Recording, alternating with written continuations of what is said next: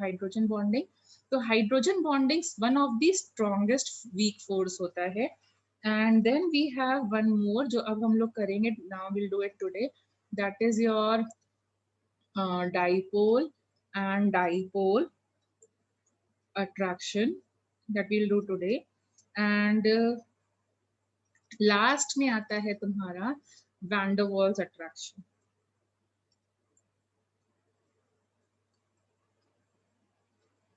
So attraction. So hydrogen bonding is already done in the last class, if you remember. Okay. So now Yes, ma'am. Yes, ma'am. towards dipole and dipole attraction. तो dipole and dipole attraction जैसे नाम से ही clear हो रहा है, क्या होगा, कब जनरेट होगा, when both the molecules are going to have what,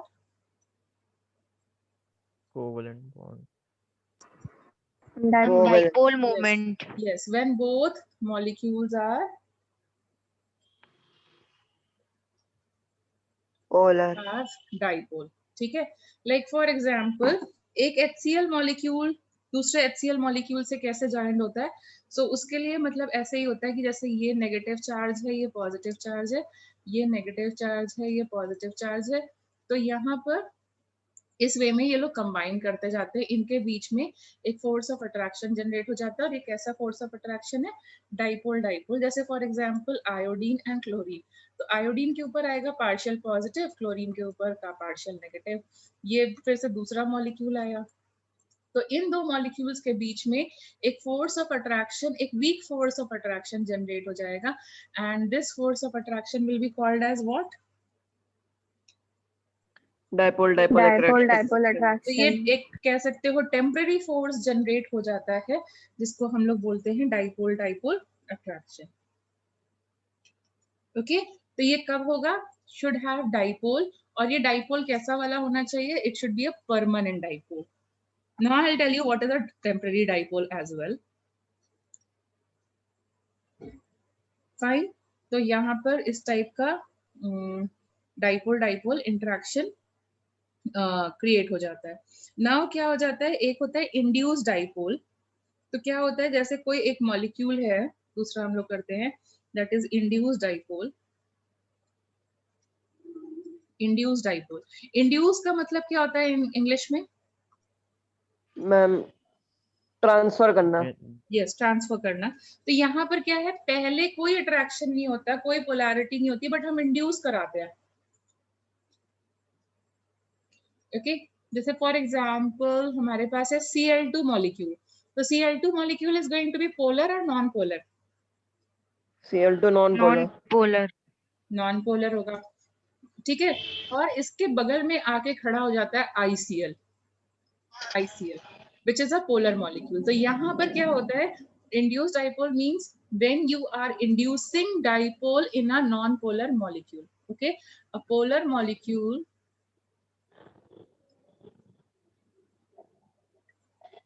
induces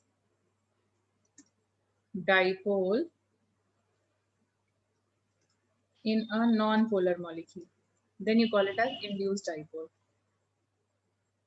ना कैसे इंड्यूस किया वो हम लोग करने वाले हैं. सो हम लोग क्या करते हैं, जैसे हमारे पास एक मॉलिक्यूल है, लाइक तुम्हारा क्लोरीन ही है. क्लोरीन इनिशियली कैसे होगा, क्लोरीन के पास कोई डाइपोल नहीं होगा, it will remain non polar. But supposing ICl इसको अप्रोच करता है इस डायरेक्शन से, so this is partial positive and this is partial negative and this is chlorine. Supposing मैं Br2 ले लेती हूँ ताकि तुम्हें क्लियर रहे, वरना तुम क्लोरीन और क्लोरीन में कंफ्यूज हो जाओगे. So I am taking Br2. So this there is no force over here which is acting, but यहाँ पर जब हमारे पास क्लोरीन इसको यहाँ से अप्रोच करेगा, so what do you think, dipole generate होगा कि नहीं, डाइपोल जनरेट होगा कि नहीं. ये क्या करेगा, Yes, ma'am. ये क्या Repel करेगा, अपने करेगा. इलेक्ट्रॉन को इधर भेज देगा. जो मैंने एरो बनाया है, it is showing the transfer of electron, and what will happen, it will shift the electron towards this and it will start showing positive and negative charge. तो यहाँ पे डाइपोल क्या था, पहले से था या इंड्यूस किया गया, इंड्यूस किया गया. yes. So this is called as temporary dipole और you can say it is called as induced dipole. अब समझा, तुम्हारे जो क्वेश्चन आते थे permanent dipole and temporary dipole, क्या हुआ जब ICL ने अप्रोच किया तो एक Br पॉजिटिव बन गया और एक Br नेगेटिव हो गया, तो ये क्या होगा, it is a temporary dipole. क्यों? क्योंकि जैसे ही ICL हटा दोगे तो क्या डाइपोल परमानेंट रहेगा यहाँ पे?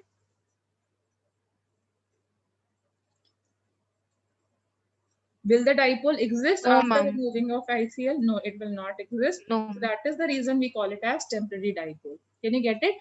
And similarly, अगर supposing Ma'am, iodine, हाँ, मैम एक बार फिर से वो जो BR पे आपने एरो बनाया है I'm doing it वो एक again. बार Please फिर से listen to बता it दीजिए। now.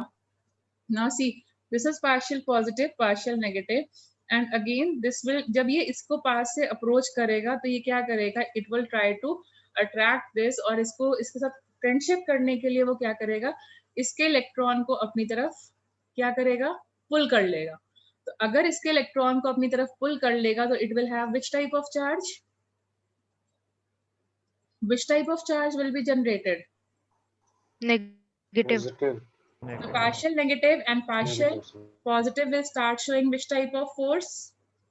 An induced dipole moment. So the जो पहले पोलर नॉन पोलर मॉलिक्यूल था वो एक पोलर मॉलिक्यूल के आने की वजह से कैसा कन्वर्ट हो गया, किसमें कन्वर्ट हो गया? पोलर में। और ये डाइपोल कैसा है, परमानेंट या टेम्पररी? टेम्पररी। टेम्पररी डाइपोल है। Can you get it, what is temporary dipole now? Yes ma'am. ठीक है, फिर van der Waals force of attraction तो तुम्हें पता ही है, जहां पे ना कोई भी डाइपोल नहीं जनरेट हो रहा है, जैसे फॉर एग्जांपल एक क्लोरीन मॉलिक्यूल है या दूसरा क्लोरीन मॉलिक्यूल है, उसके बीच में कैसा फोर्स ऑफ अट्रैक्शन होगा? एक क्लोरीन और दूसरे क्लोरीन के बीच में कैसा फोर्स ऑफ अट्रैक्शन होगा? वहां तो कोई डाइपोल नहीं है, तो कौन सा फोर्स ऑफ अट्रैक्शन हम लोग एक्सप्लेन कर रहे हैं वहां पे? Van der Waals. ठीक है, वहां तो there is no dipole, so you can say non-dipole forces are called as van der Waals forces. ठीक है, एक तो ये है कि भाई कोई इंड्यूस कर दे आकर के टेम्पररी डाइपोल क्रिएट कर दे, और अगर जैसे अगर सिर्फ हमारे पास H2 मॉलिक्यूल्स प्रेजेंट है तो एक H2 मॉलिक्यूल और दूसरे H2 मॉलिक्यूल के बीच में क्या फोर्स ऑफ अट्रैक्शन आ रहा है, we don't know, so we call it as which type? Van der Waals, weak forces of attraction. Okay, यहाँ पे कोई डाइपोल नहीं है, कुछ नहीं है, तो कैसे फोर्स ऑफ अट्रैक्शन आ रहा है, तो we call it as Van der Waals forces. So can you get the weak forces now? Yes, ma'am. ठीक है, बट ये तुम्हारी बुक में ना, स्पेशली एनसीईआरटी में मुझे पता है ये केमिकल बॉन्डिंग में नहीं दिया हुआ है, एक और चैप्टर है states of matter, I think it is just after chemical bonding.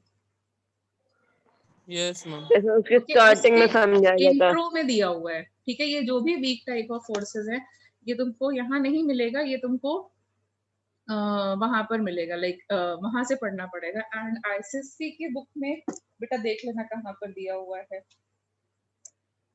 ठीक है, तो अभी जो तुम्हारा एक मेन डाउट आता था temporary dipole and permanent dipole, अभी वो डाउट क्लियर हुआ? Yes ma'am. Yes, मैम ये ma'am. टेम्परेरी डाइपोल बनता है वो हटता कब है? क्या चीज?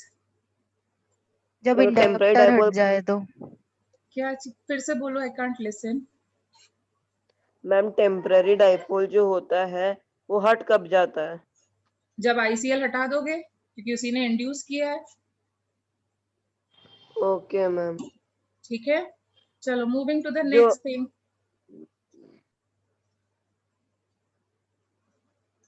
ओके, नाउ जैसे अब कुछ लोगों ने पढ़ा होगा structure of diamond and graphite, कुछ लोगों ने नहीं पढ़ा हुआ है, so we are doing it. Structure of diamond की बात करी जाए तो डायमंड का जो स्ट्रक्चर होता है उसमें क्या होता है, carbon is tetrahedrally bonded. One carbon is surrounded by 4 carbon atoms. Tetrahedrally bonded.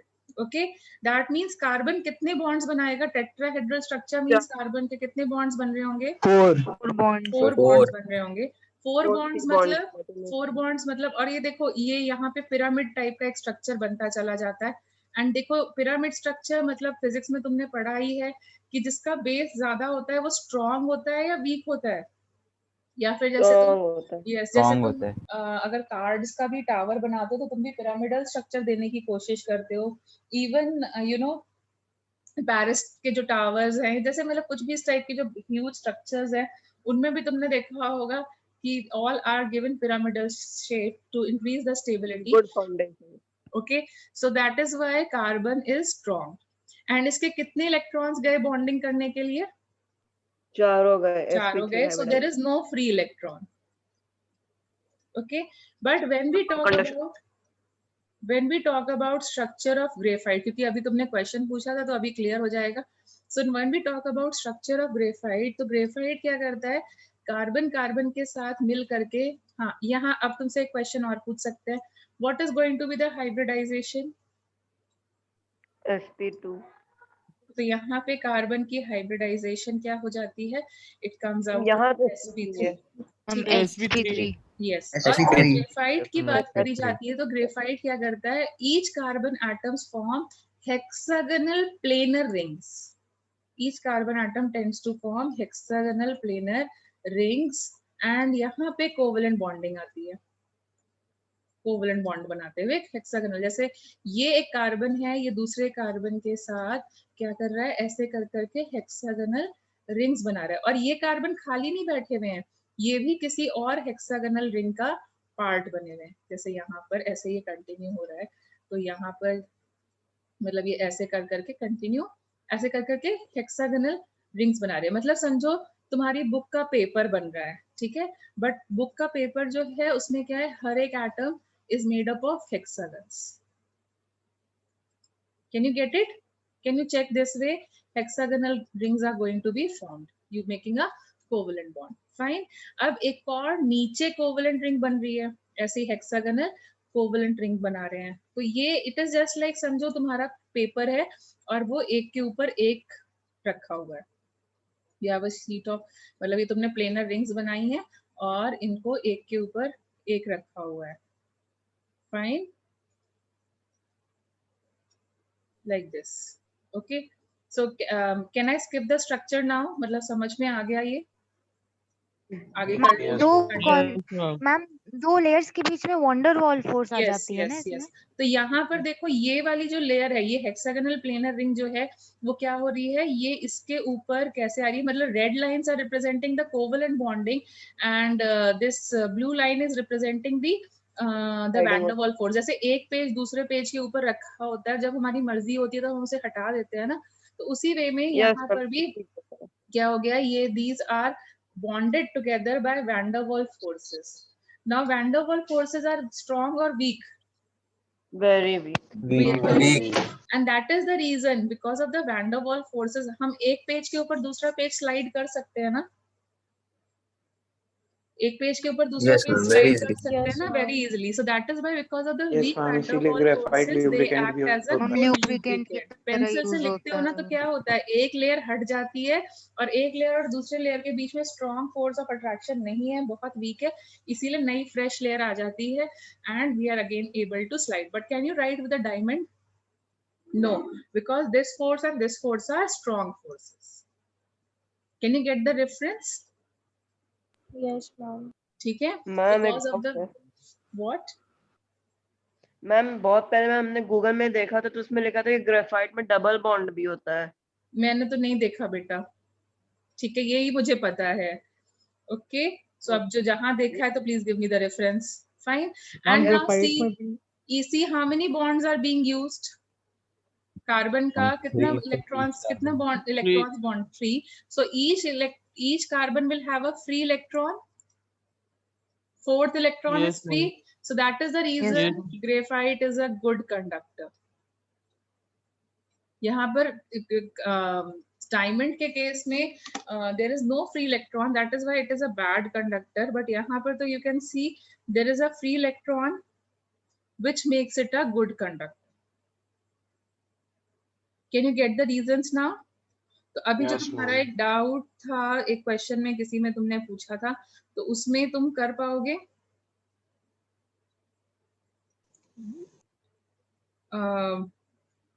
Will you be able to do it now? हम हाइब्रिडाइजेशन sp2 है ना? हाँ, यहाँ पर कार्बन आटम प्लेनर की बोला है ग्रेफाइट। तो sp2 हाइब्रिडाइजेशन है इस वाले केस में। Can you get it now? Yes, ma'am. ठीक है। Yes, ma'am. अच्छा चलो मैं थोड़े से ना और भी फोर्सेस करा देती हूँ, मतलब यहाँ पर तुम्हारे को तो मैंने 3 ही कराए थे, तो मैं एक और करा देती हूँ। मतलब ये छोटे छोटे हैं, कुछ इसमें मुझे एक्सप्लेन नहीं करना है, बहुत स्मॉल स्मॉल है। One is called as ion dipole attraction. One is called as ion dipole attraction. अब नाम से ही क्लियर हो रहा है, what do will you stand for ion dipole attraction? हम मैम attraction ionic between एक ions ion एक होगा आयन और होगा, एक bond with डाइपोल होगा। dipole. Dipole होगा। सोडियम आयन है, it is surrounded by water. ठीक है, तो आयन सोडियम हो गया, और डाइपोल जैसे वाटर में डाइपोल होगा या नहीं होगा? होगा मैम। होगा। ठीक है, सो ये इस तरीके से डाइपोल होगा। तो क्या हो जाएगा, because oxygen will have partial negative charge, so it will start attracting it like this. So whenever you dissolve an ionic compound, or whenever you dissolve an ion in water, या फिर मतलब किसी ionic compound को भी पानी में डालते हो, तो यही चीज होती है। क्या होता है, वो अपने आप को आयंस में ब्रेक कर लेता है, and it gets surrounded by water molecules. Yes. Okay fine. तो बेटा मैम, इसमें मैंने- देख लो, इसमें भी तुम, उसमें यही लिखा हुआ जो तुमने मुझे गूगल पे भेजा है कि carbon atom of graphite forms 4 bond with nearly with 3 nearby carbon atoms. तो हम भी तो वही कर रहे हैं, हम भी तो 4 बना रहे हैं, लेकिन एक बॉन्ड वैन डर वाल फोर्सेस है। Ma'am therefore one of the bonds must be a double bond भी लिखा है। तो बेटा वही चीज है ना, जब एक फ्री इलेक्ट्रॉन है, एक फ्री इलेक्ट्रॉन है, तो वो क्या करेंगे, वो डबल बॉन्ड बनेंगे। वो ऑर्गेनिक की चीज है, अभी मैं डिस्कस नहीं कर सकती, तुम्हारे लिए इतना ही है। Okay ma'am. ठीक है, when you will study about free radicals, then only I'll be able to explain it there. Fine. So ये चीज क्लियर हुई, आयन डाइपोल मोमेंट।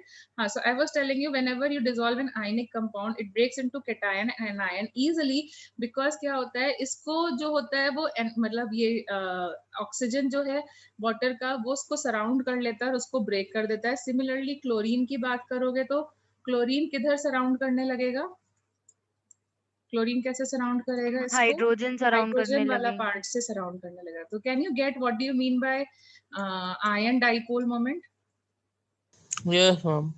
ठीक है, सो यू कैन चेक, एक आयन आएगा और एक मॉलिक्यूल आएगा, मतलब इनके जो दो स्पीशीज होती है ना, जो एक दूसरे के साथ अट्रैक्शन क्रिएट कर रही होती है, उसी से ही इनका नाम रख दिया जाता है। ओके हम लोग कुछ एक्स्ट्रा नहीं करते हैं, एक उसी से ही नाम रख देते हैं। तो जैसे डाइपोल डाइपोल इंट्रैक्शन था, इंड्यूस डाइपोल था, आयन डाइपोल हो गया। सिमिलरली तुम मुझे बताओ, व्हाट विल यू से dipole and induced dipole attraction?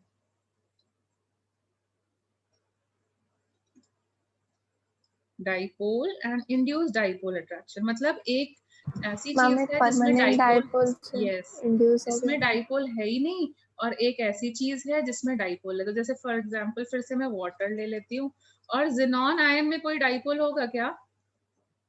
Will there be any type of dipole in xenon ion? Will there be any type of, लेकिन जब वाटर ऑक्सीजन की साइड से इसको अप्रोच करेगा, so what will happen, all the electrons will try to rush this side, and this side will become electron deficient. Can we say like this? Can we say like this? And this will induce a dipole in that. Yes, ma'am. Can we say like this? एक dipole molecule आया और उसने दूसरे में induce कर दिया dipole. And similarly एक last, मतलब कभी कभी बोलते हैं इट इज इंड्यूस डाइपोल, मतलब पहले वाले में भी इंड्यूस किया हुआ है और दूसरे वाले में भी इंड्यूस किया हुआ है। Induce dipole and induce dipole attraction. तो आई टोल्ड यू, मतलब कुछ एक्स्ट्रा नहीं कर रहे हो, बस उसी को खींचते जा रहे हैं बस। So induce dipole and induce dipole attraction, like for example यहाँ पर देखो, हम लोग एक साइड लेके आए थे ICl और इधर भी लेके आए थे ICl। तो क्लोरीन को जब ब्रोमीन की तरफ अटैचमेंट कराओगे तो यहाँ पर क्या होगा, डाइपोल क्या होगा, इंड्यूस होगा कि नहीं होगा? Will the dipole be induced or not induced? Yes, ma'am. It will be induced, and that means this will develop partial positive because chlorine is going to be partially negative, and this will develop partial negative charge. Now इस side वाले bromine को जब introduce कराएंगे तो ये वाला जो bromine atom है इसके ऊपर कैसा चार्ज आएगा, क्योंकि आयोडीन के ऊपर पॉजिटिव आएगा, मैम ये वाला नेगेटिव चार्ज, negative, पार्शियल और नेगेटिव, इसके ऊपर क्या आ जाएगा, इस नेक्स्ट वाले ब्रोमीन के ऊपर कैसे चार्ज, पॉजिटिव अट्रैक्ट हो पार्शियल जाएंगे। पॉजिटिव। तो ये जो पॉजिटिव और नेगेटिव है इन दोनों में ही डाइपोल इंड्यूस किया गया है। इस एटम में भी इंड्यूस डाइपोल है और इस मॉलिक्यूल में भी इंड्यूस डाइपोल है। तो इन दोनों के बीच में जो फोर्स जनरेट हो रहा है उसको हम क्या बोलेंगे? वैंडर फिर dipole attraction. Ma'am induced dipole, Induced induced dipole, induced dipole, dipole. Dipole का मतलब होता है हमेशा परमानेंट डाइपोल। तो यहाँ पर हमें क्या बोलना पड़ेगा? Induced dipole Yes. अट्रैक्शन। तो यहाँ पर क्या हो रहा है? Induced dipole and another is also induced dipole. Can you get it? Yes ma'am. ठीक है। So these are the type of excuse me ma'am, yes ma'am एक मॉलिक्यूल जिसने इंड्यूस करा है डाइपोल और उस मतलब जिसमें हुआ है, उन दोनों के बीच में अट्रैक्शन हो सकता है क्या? मैम? जैसे ICL और Br मॉलिक्यूल में यहाँ पे हो सकता है हाँ तो किया था ना हम लोगों ने डाइपोल एंड इंड्यूस्ड डाइपोल। यहाँ देखो, उस तो बना है डाइपोल। यहाँ पर ICL ने ma'am. इंड्यूस कराया था ना। So you, if you want to be Okay. very precise, you can say dipole and induced dipole attraction. Okay, ma'am. Thank you, ma'am. ठीक है। Like the first thing I told you was dipole attraction, मतलब दोनों ही molecules में dipole था। Then एक में था, एक में नहीं था, induce कराया and I told you it is going to be a temporary dipole. Then हमने किया एक ion है और एक dipole है, तो उसकी वजह से एक में फिर से dipole था और एक में induce कराया।